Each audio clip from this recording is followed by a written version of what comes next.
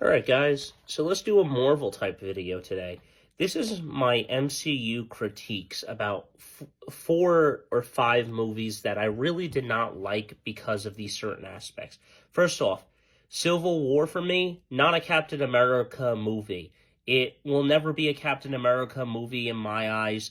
Most of it was the Avengers in the story for the most part. You get like little clips of Captain America and Bucky together, but towards excuse me, even towards the end of the film, it's Iron Man and Bucky and Captain America fighting, Bucky and Captain America fighting Tony and stuff. So at the end of the day, really, can you say that it is a Captain America movie? No, it really should have been Avengers 3, then Infinity War, and then Endgame, and then, Avengers 6 and 7 coming out and stuff. But it is the way it is.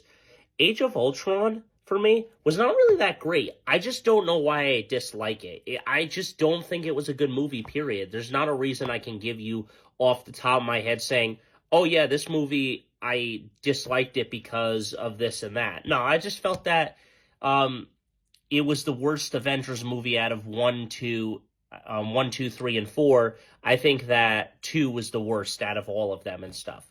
Or if you want to say 5 and stuff, I think this one was definitely the worst out of any of them and stuff.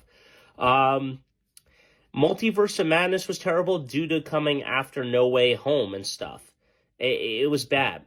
Black Widow waited too long. Here's the problem. They should have just done it right after Civil War and stuff.